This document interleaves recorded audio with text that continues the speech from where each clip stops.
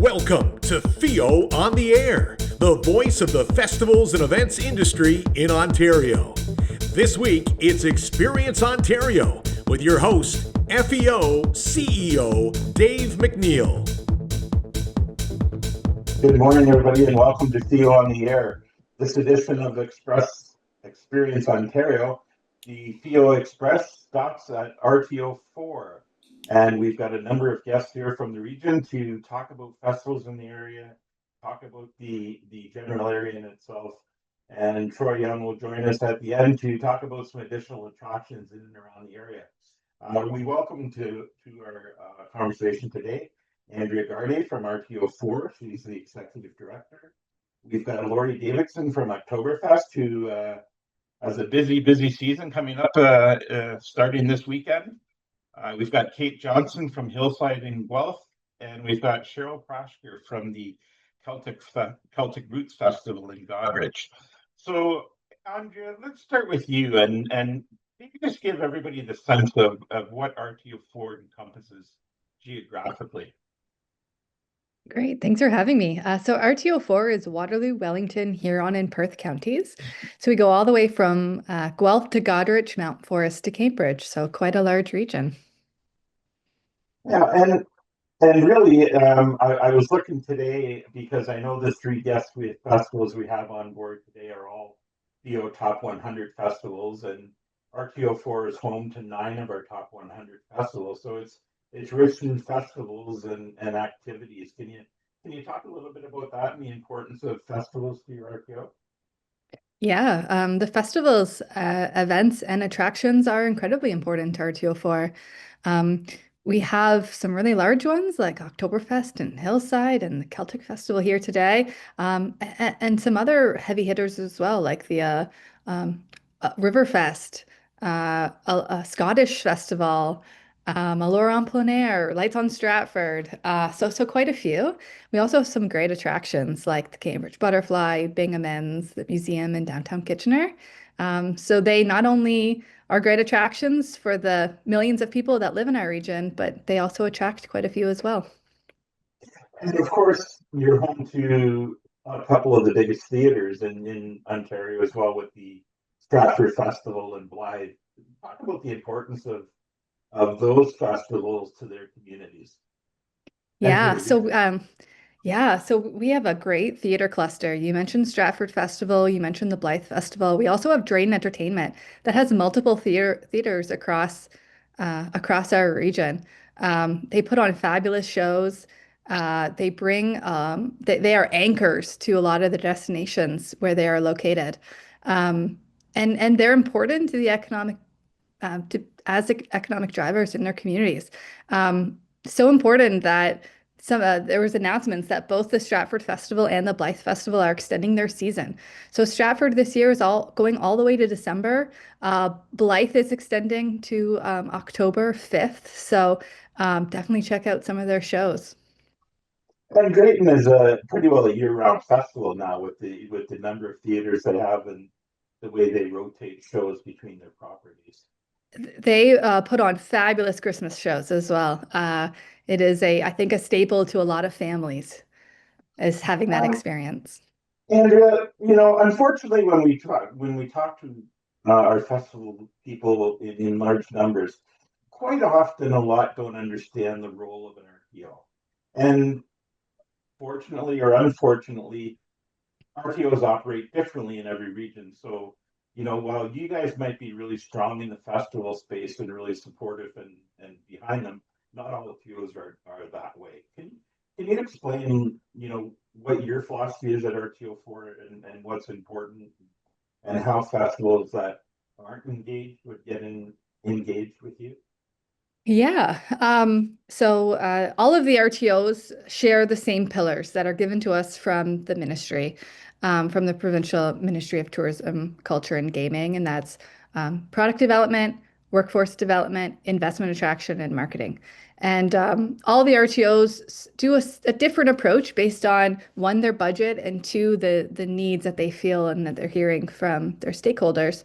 So RTO4 takes a little bit of a different approach. We are one of the only ones that doesn't have any forward-facing marketing channels. So we don't um, brand our entire region as RTO4. We just stay as a B2B organization. And we did that for a few reasons.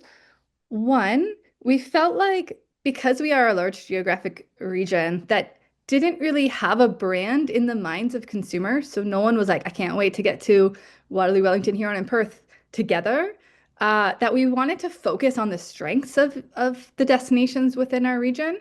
And we wanted to partner with those destinations. So we didn't want to, because we have limited budget, we didn't want to duplicate any efforts that our partners are doing. So we let them be the marketing channels and we can support behind the scenes with content creation, education, helping to create products. We stay on that side of things. So that's how we're able to partner with our industry. And what about working with DMOs in your area? A good relationship with all of the DMOs, and can you maybe just describe what the difference is between an RTO and a DMO? Yeah, we have great working relationships with our destination marketing organizations. I believe we have 9 in our region. And tomorrow, actually, we're having our DMO forum where we bring all of the DMOs together in one room, and we take that as an opportunity for us to learn from them, but also that they can learn from each other. So we're able to bring up what challenges are you facing, and they can kind of help each other as well. Well, I tried this and it really worked. Um, and so we are able to partner on projects, we're able to amplify projects, we're able to support them in ways that maybe they can't. Um, and yeah, And you used a couple of words there, amplify and support. You're not just handing out money. You're no. working with and in cooperation with people, right? I mean, you're not just a granting body that's just giving out cash. There's got to No, be it's a really important to us that we don't flow through money. So it's not about, handing out checks, which we have done in the past through we've had some money from FedDev Ontario where they asked us to be that third party distributor. So it can be sometimes confusing to partners when they said, "Well, what about this?" But that was COVID relief, so kind of a different boat. So we want to be at the table. We want to be finding out where our mandates align and where we can combine resources and where we can bring people together so that last year we did a resident sentiment survey and we're able to bring 3 destinations that were interested in doing that together to do the study, which brought economies of scale and we were able to bring down the cost for everyone. And for somebody that isn't engaged, how would they reach out and get in touch with you all at RTO4? Yes, I would suggest checking our website, rto4.ca. Later this week, we are actually launching our fall intake of our partnership program. So we'll have different streams that both operators like festivals and events, attractions can apply for so that we can work together on certain types of projects, as well as the supporting organizations like destination marketing organizations or trails or other BIAs, chambers. We have those 2 opportunities. So I would suggest checking rto4.ca later this week. And for people that aren't aware of the region, I mean, it's a large geographical region. It might not be as populous as Toronto or some of those other areas, but certainly a lot of great properties and a lot of great things to do. And I'm thinking of one of Canada's only heritage rivers, the Grand River, which really flows through many communities in your area with many different opportunities. Whether it's hiking, canoeing, kayaking, camping, or whatever, it really does open up a plethora of things to do in the region. Yeah, we have a really strong, we call it soft outdoor product. So you mentioned the Grand River. We also have the Guelph to Goderich Rail Trail, which is about 127-kilometer, for the most part, very accessible because it was an old rail line. So you can bike, you can use your stroller. And we also have the shores of Lake Huron. So some great properties there. We have some accompanying heritage towns, which are great to visit: Allure and Fergus, Stratford, St. Jacobs, Bayfield, St. Mary's. We've already talked about theater. And because we have the urban municipalities like Kitchener, Waterloo, Cambridge, Guelph, we also have some great sport tourism events. 2026, Kitchener, Waterloo, Cambridge is hosting the Ontario Summer Games, which will be a great, again, economic driver for those communities. And I know as far as OHL hockey goes, I think the Memorial Cup is down to decision between Kitchener or Guelph. So either It's a way, it win-win sounds for like the us. Memorial Cup is going to be Yeah, in the region of the RTO4. which is great. Uh, you jumped on the sports tourism, and I remember back in the days going for some of the bigger events coming here, and one of the important things to attracting things like the Memorial Cup or the Summer Games is the volunteer base. And I think the Mhm. volunteer base in your region is strongly supported by all the festivals that we have on board here and being able to call on them for help when we're bringing large events into town. Can you speak to the importance of the volunteer base and counting on your festival folks to help out with stuff like that? Yeah, it's huge. It's so important for the success of those events. And it's also I recognize how challenging it can be. It's quite the undertaking, and we're so thankful for those volunteers that take the time. And I think having the three universities and the college in the region can also help with volunteer. But the key is how do we get those young people engaged? And it's a challenge, but also an opportunity. Yeah, I mean, I'm thinking back and I know Lori and I were in the trenches, uh, 10 or more years ago. And when we were looking at that group specifically, and it's like at that time it was 60,000 new students every year coming into town. And one of our strategies was, well, if we capture a large number of those in year one, they're going to stay with us throughout their stay here. So let's keep trying to engage those people and get them Mhm. out. So Mhm. And speaking of that fixing crowd, the hygiene yeah. things. So often those students don't have cars. So how do we make sure that the transit routes are making it easy for them to go to some of these events and attractions? Right. Now, another thing you guys hosted, and I think it was last year or earlier this year, was the gaming. Mm-hmm. How did E-game. that work out for you? Because that was a new direction for the area, and Yeah, that was a really exciting event that happened at the Odd, and I'm still waiting on the actual. We've helped collect economic impact reports for that event, so I don't have the final numbers yet. But initial ticket sales looked great. The excitement around the event looked really great, and it was exciting because we helped support an e-game strategy with the region and with the sport hosting office. So to see it come to fruition with that large of an event was a huge credit to those that group that worked on that project. thanks very much, Andrea. So much happening in this area, such a vibrant, rich area, and we could probably talk for the full 30, 45 minutes, but we'll stop it there and let some of our festive people talk about the strength of the area as well. Jumping over to Lori Davidson from Oktoberfest. Lori, I don't imagine there's very much on your plate right now. Just kicking back, feet up on the desk, We're relaxing. we're just linking sausages one by one over here, Dave. We're getting ready for an amazing festival here.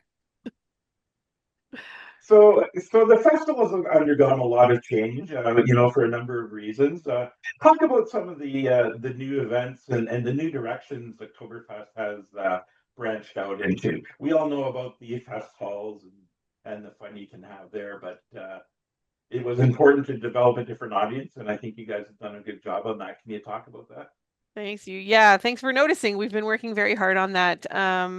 We've taken a couple of different approaches in terms of building new audiences and in coming back from the pandemic, sort of taking the opportunity to reinvent the festival in a couple of new ways.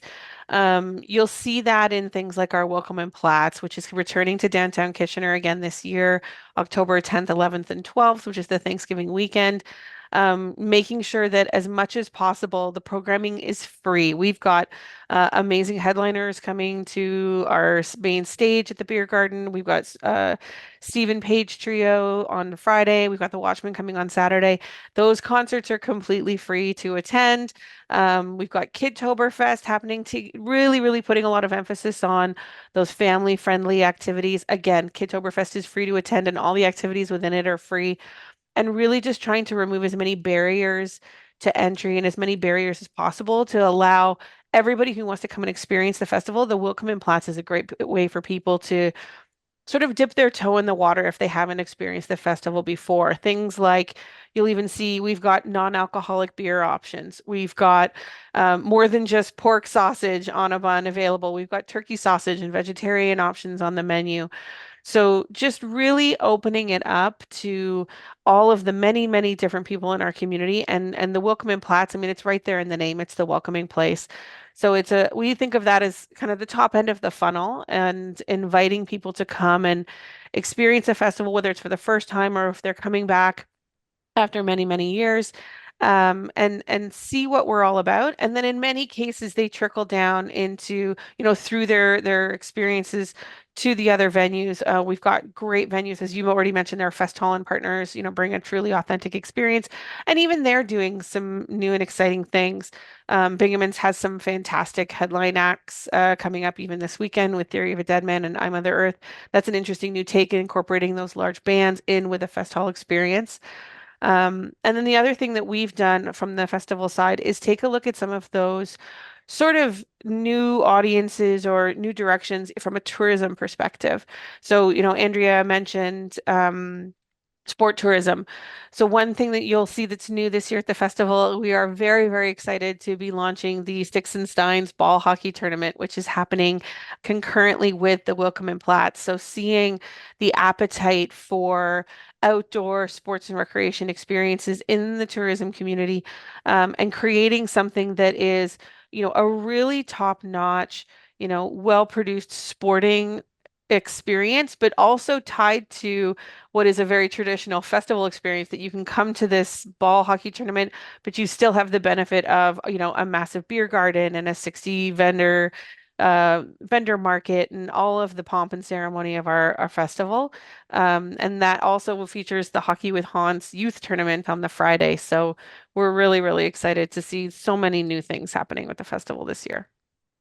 And Laurie, you mentioned the free concerts, and as we all know, they're free to the public, but there's a cost to people that put them on, and to associations that put them on. Is there ever? So how has Oktoberfest been dealing with the sponsorship landscape? I know it's been a tough market out there. How have you found bringing your new product to the market, and what has been the reaction to your local sponsorship base?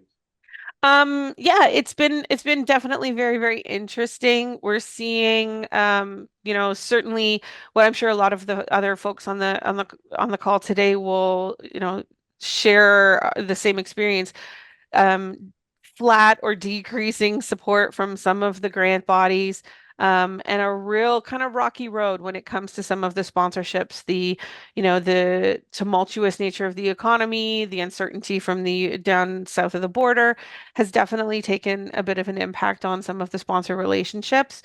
But we as a festival are also very, very grateful for the local business community. We find that, no matter where things may fall on that, on the big picture, there is amazing support amongst our local businesses. And that is where we as a festival have tried to strike a balance between finding those large sponsors who do help keep the lights turned on, but also making sure that we're creating programs and packages and sponsor opportunities for local businesses to get involved as much as possible. And some of those packages, our Eat, Stay, Play program, for example, they start as low as $350, and it's very inclusive. You don't have to recreate your entire restaurant menu. Just have one thing on it that kind of speaks to the Oktoberfest vibe that you're trying to create, and just building relationships and focusing on how we can sort of bring as many businesses into the festival as possible and build things over time. But as I'm sure many of the festivals will say, or sorry, share, um, finding a balance between, bringing in those revenue partners and sustainable and consistent revenue partners year over year is very, very challenging, especially given that the cost of putting on festivals is skyrocketing, certainly not at pace with what we're seeing in terms of the sponsor revenues. And a lot of those costs rest around just the most essential aspects of putting on a festival, which would be your programming costs and your safety, making sure that we're, doing all the things we need to do to ensure that everyone's having a great time and that they're well taken care of while they're with us. And Oktoberfest is fortunate to have great, not only regional partners like Andrea and RTO4, but the municipalities that you serve as well. They understand the strength of Oktoberfest. Before we move on, I just want to touch on one thing and your volunteer base. Volunteers, everybody's having a tough time recruiting, maintaining volunteers. For a lot of senior volunteers that have been with festivals for a long time, unfortunately, COVID gave them the opportunity that they needed to say no because they could never say no before. How have you guys dealt with that? And is your volunteer base strong? We always say that our volunteers are our absolute greatest resource. They're the treasure, in the treasure chest. They are absolutely the best, and we couldn't do anything that we do in the community without them. Yeah, COVID definitely was a game changer in terms of the number of volunteers. And it has taken us years to sort of climb back out of that hole. We did see a pretty dramatic shift in volunteerism, but it's also been really nice, especially in the last 6 months, to see that as the demand for some of our volunteer roles, groups like, the Uncle Hans team and the keg tapping teams and all of the volunteers that help to put on the parade, as the community has sort of really kind of reawoken to the festival in the last year or so, so have our volunteer teams, and we're seeing these wonderful stories now where, you know, kids who grew up watching mom and dad volunteer are now old enough to join the volunteer teams that their parents have been helping out with for years. We're seeing some of that, and we're also trying to build relationships with other festivals in the region.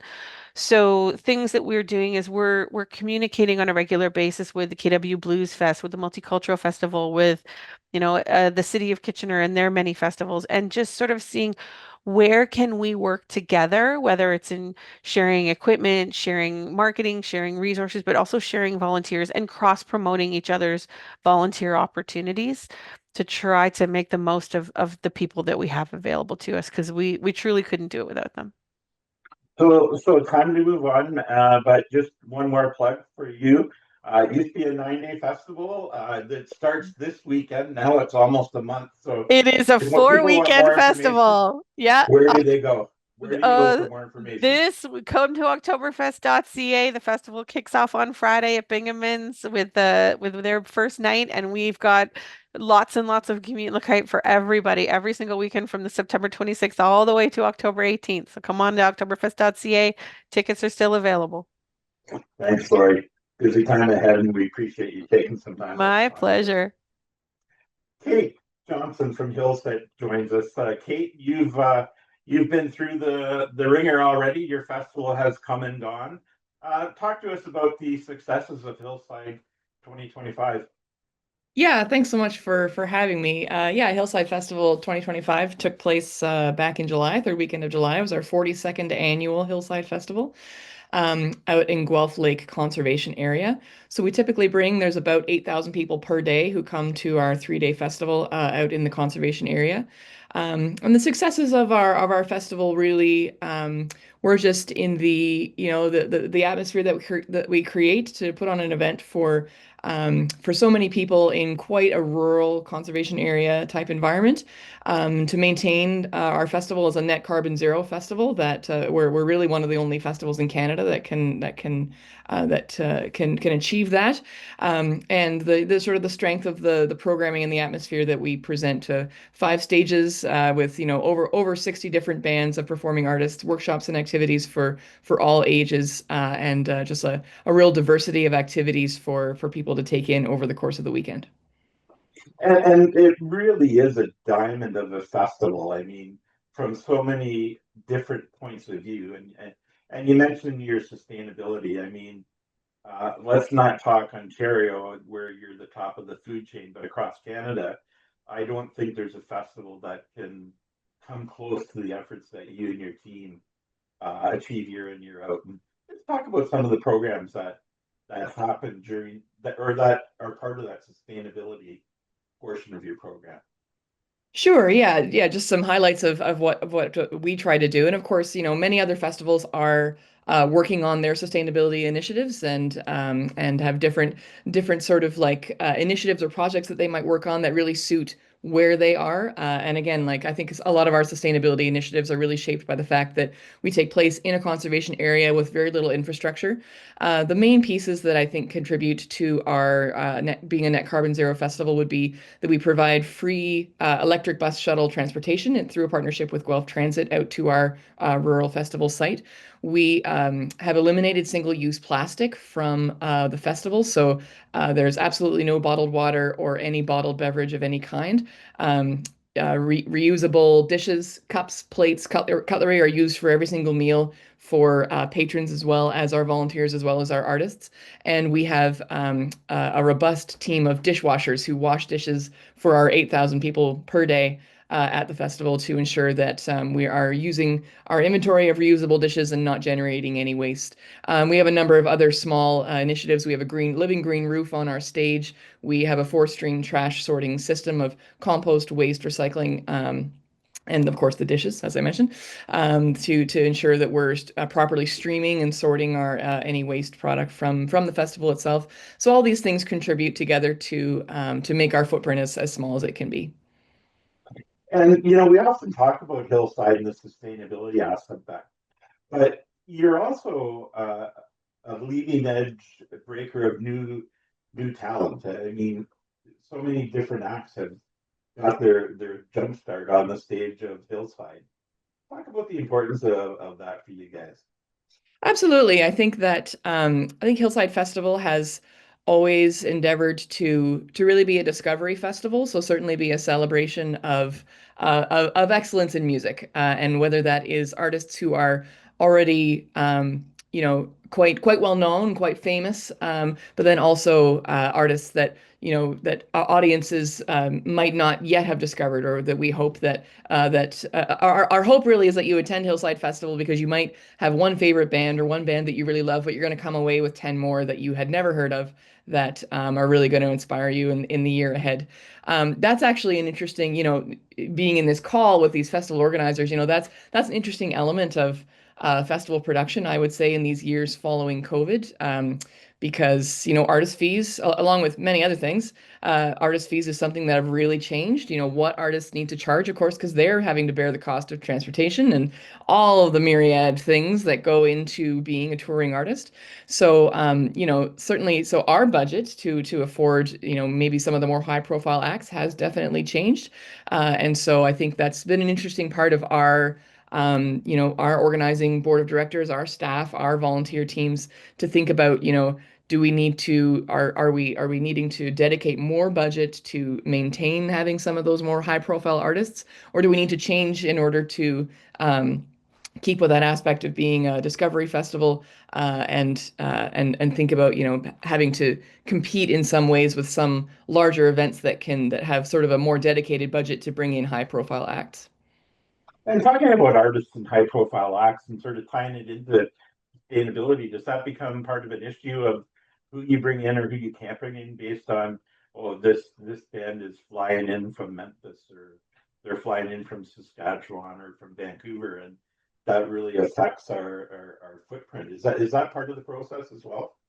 It is a little bit. I mean, I think that, we know we can continue to improve in our sustainability, like thinking about where people are traveling from, and that's of course our artists, but our audience as well is something that we want to keep thinking about and keep implementing as part of our sustainability strategies. It's not something right now that would you know maybe dictate our artistic programming, and maybe that's a direction that we might be heading, that this artist, it might be someone that we present because they are more local. They can travel to us in a more carbon sensitive way, as opposed to this artist who are going to have to fly in from another country or fly in from another continent.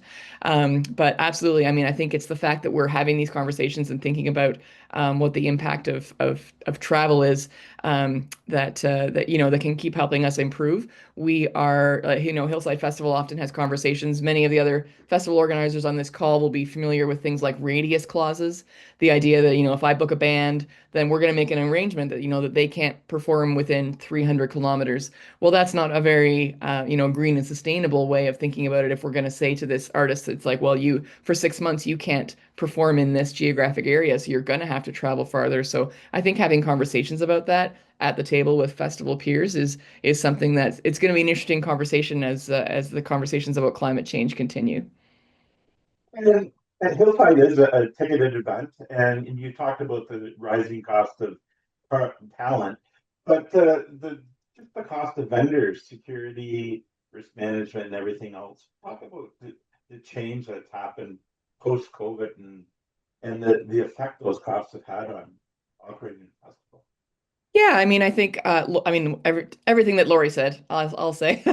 I mean, I think, no one's going to be unique. I think at this table of festival organizers, I would say, in general, our costs are in line with the industry, which is that it costs about 40% more to put on a festival than it did before COVID, and our revenues really have not grown. So that it takes a lot of work and administration and creative thinking to sort of square that circle and think about how can we, be sustainable, just financially sustainable to continue, and how can we do some things differently, or eliminate some aspects of what we're needing to do to put on our festival. So that certainly is a challenge, and to your point, yeah, like we are a ticketed festival, although we have a very well recognized programs for accessibility, lower cost tickets, ways to access our event that are lower cost. But again, I think that's another important conversation that festival organizers, certainly our organizing teams, are having. As we want to be an event that draws people. Actually, the majority of people that attend Hillside are tourists, 40 kilometers or more. About 55% of our audience, 45%, are from the Guelph and the region.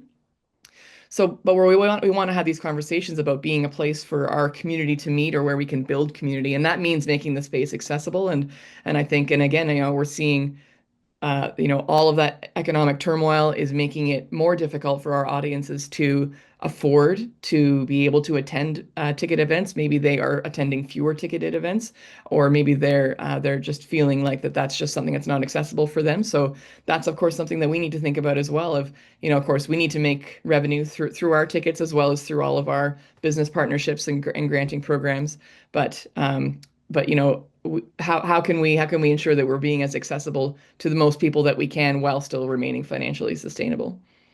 Yeah, and that's one thing I've noticed this year, and I guess it's a trend that's always there, but festivals are either having the best year they've ever had, but still just maintaining their costs. They're just breaking even, or they're just barely holding their own, or unfortunately, there's more and more festivals that are having to take a break this year. We just can't afford to do it, or we're out totally.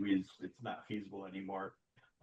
So yeah, I mean, happy to see that we've got 3 festivals in the region that are holding their own and doing well. But before we move off from Hillside, Kate, you also have other events happen throughout the season. You've got something coming up this winter. Any teasers on that event?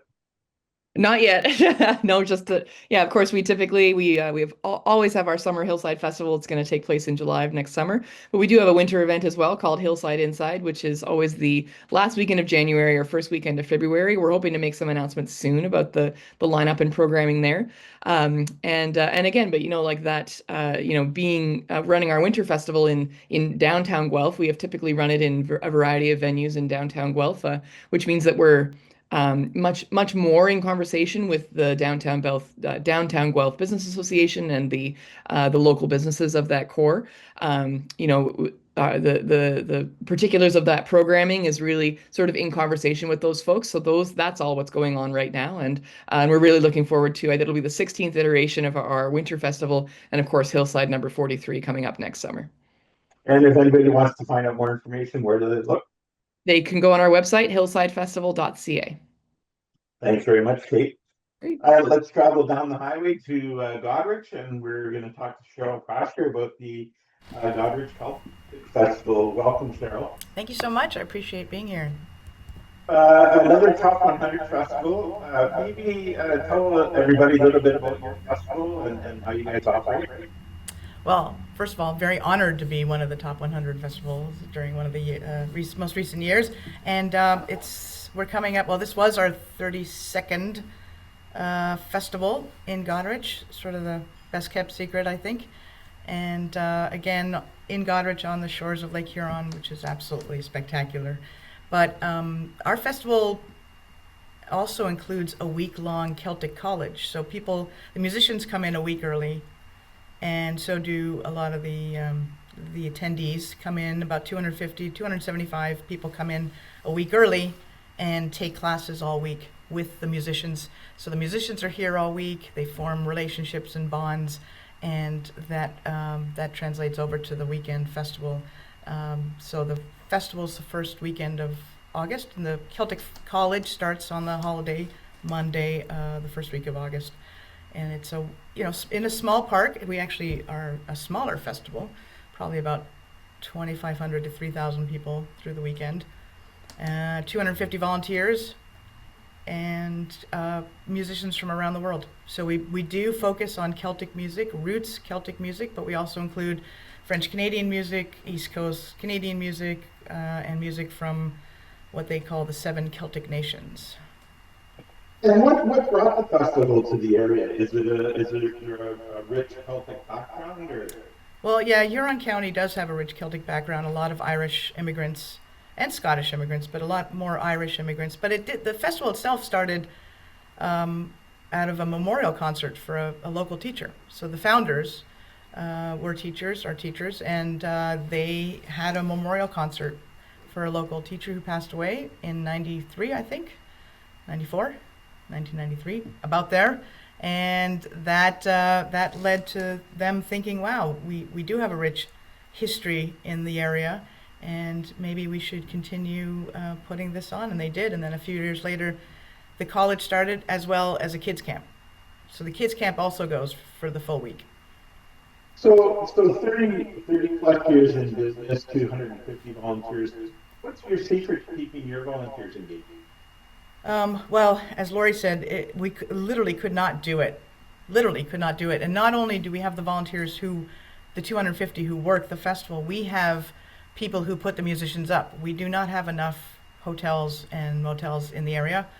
And so it is the townspeople who put all our musicians up. And so if we didn't have the hosts, we absolutely could not have the festival. And I got to be honest, it's just pure magic that this happens, and it's a very welcoming town, and they love being part of it, and they're very proud of the festival, and they take great pride in being part of it, and it has passed down from, whoever is working a certain job, it's their job to pass it on to the next person, and it's gone on like that for 33 years. So we're just very lucky.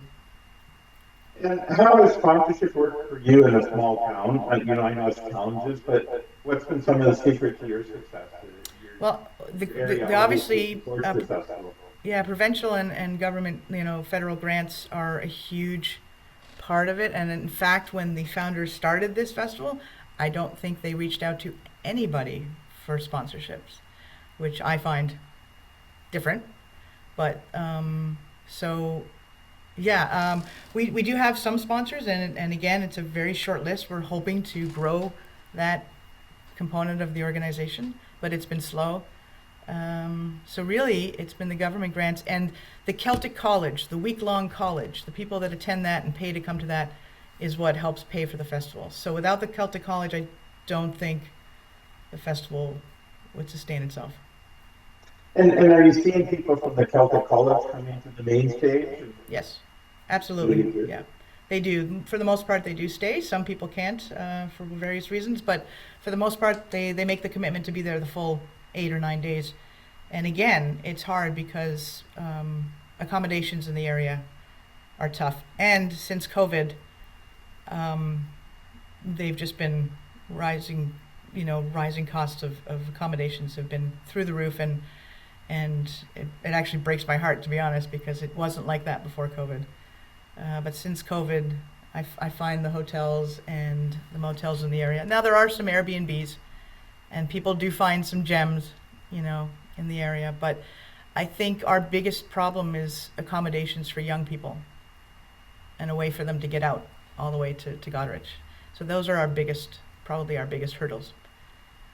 So, any interesting new things coming up that you want to share with Um, well, again, we're getting ready for the 33rd, and I'm pretty sure I'm going to be focusing, interestingly enough, in good timing, on Ontario musicians, for the most part, which I'm excited about. And of course, we'll also have musicians from Scotland and Ireland and Wales and England and various places and other areas of Canada, East Coast, Newfoundland, always a big hit, and Quebec music is always a big hit. So we're very lucky.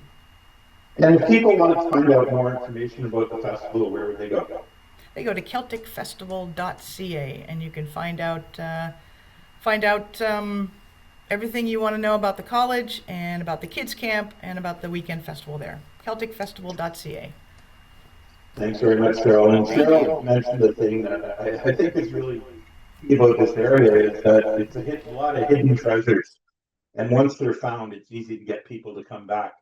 Troy Young from Attractions Ontario joins us to talk about some of those hidden and not so hidden treasures in the RTO4 area. Troy, welcome, and over to you to talk about some of the other things happening in and around this region. Thanks, Dave. Always happy to be here to talk about the attractions in an area. The festivals may be the reason why you came to visit. The attractions are why we get you to stay for a few more days. And Oktoberfest, sausage and beer? Come on. What more do I need? I love RTO4. There's a lot of great places. My wife and I just celebrated our 30th anniversary, and we did it in lovely Elora. Definitely worth going to check out. My daughter's been playing competitive ringette for the past couple years, so I've been into RTO4 a few times, up into Mitchell.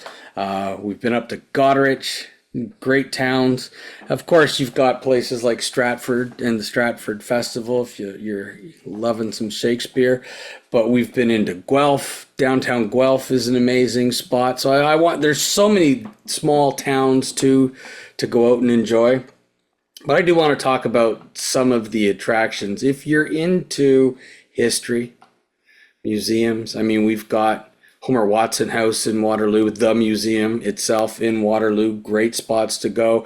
If you're a baseball fan, hey, the Canadian Baseball Hall of Fame in St. Mary's. Why haven't you come down to see that? We get into some of the bigger attractions too, though. Bingamans. You can't talk about RTO4 and not mention Bingamans. Mark and his team are just so established there. So many different great things to do, whether it's their water park, their bowling alley, their indoor play areas, camping, and the different festivals that they host throughout the year. Bingamans is one of those key attractions in the province.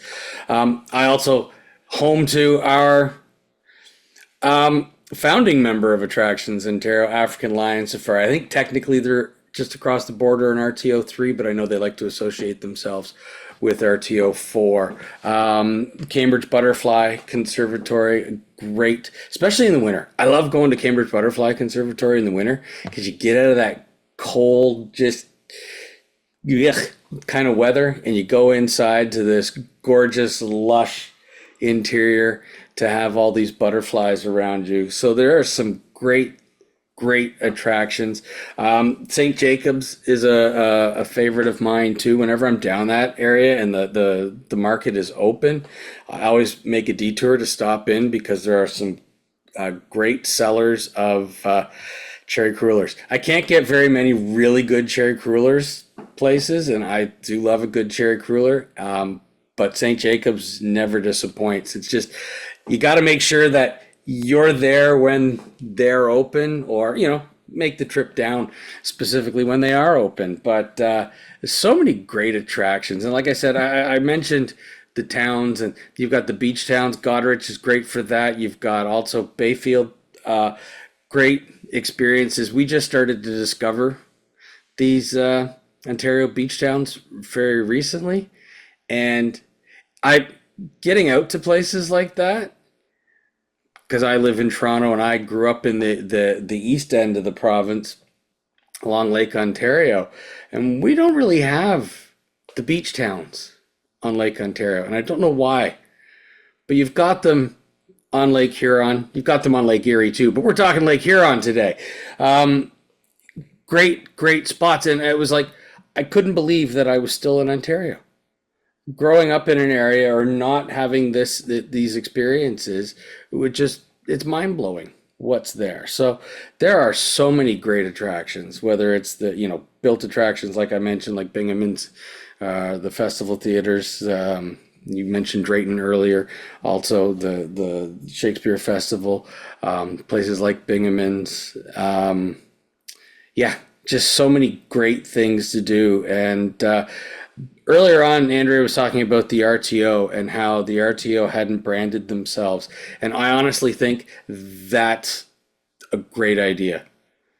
Honestly, because the RTO brand is not what the consumer knows. The consumer knows Waterloo. The consumer knows Goderich. The consumer knows Oktoberfest, right? Those are the things that you should lead. So I'm happy that RTO4 made that as a conscious decision. Hey, we're not going to create yet another brand to go into a busy marketplace and try to spend a whole bunch of money to introduce people to the brand.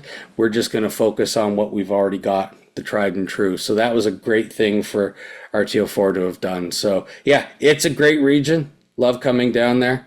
And I think I've expressed my love for RTO4 enough right now. Well, thanks very much, Troy. And as Troy said, there's just so much to do. I live in the RTO4 area, and I could quite happily survive not leaving the area. Not having to fight with that GTA traffic and everything else. So many hidden gems, and really it is an area where life can be so simple. Where you drive down the highways and you can see Mennonites and wagons. Yet it can be the center of high tech with Communitech and the Perimeter Institute and the three leading universities. So it's really everything wound up in a ball. And I'm going to throw it over to Andrea for the last word on this podcast about RTO4 and what you guys have to offer. Andrea, and Great. For all of that. Thank you. You guys did an amazing job selling the region. So please check that out. I'll just mention a couple things that are kind of fall related. There's so many the agriculture in this region is so strong. So there's really great farm experiences. If you want to go apple picking, if you want to do pumpkin patches or Snyder's Fear Farm, there's a lot of great things. Or if you're interested in monsters, may I suggest Monster Month in Elora? They have these beautiful monster statues all throughout town. They have monster marches and pumpkin days. So I hope you spend your Halloween season out there exploring. And just as a wrap up, we didn't even really touch on the number of excellent culinary opportunities in and around the region. I mean, Langdon Hall, Stratford Chef School, just to name a few, and the restaurants in and around each of the communities. The culinary experience in RTO4 is probably second to none. Yeah, huge shout out to Odd Duck in Kitchener. That was just Michelin recommended. So that's huge. Yeah, big congratulations to them. Well, thank you, everybody, and hope we've encouraged some people to think about RTO4. If you haven't been here before, come on down and have a visit, and I'm sure once you do, you're going to be back for sure. Thank you all for being here, Laurie, Kate, Cheryl, Andrea, and Troy. Thank you very much. Great input and information. Join us next week as we feel on the air as a masterclass, and our guest is Janet Sellery from the Event Safety Alliance. We're going to touch base on sort of state of the union, what she's seen happening over the course of the year, We're going to talk about risk management plans, what's important to think about, how to execute them properly, communication of the plan. So if you can join us next week. For everybody here at FEO, thanks for joining us. I'm Dave MacNeil, and you've been listening to FEO on the Air. Thanks for listening to FEO on the Air, the voice of festivals and events in Ontario.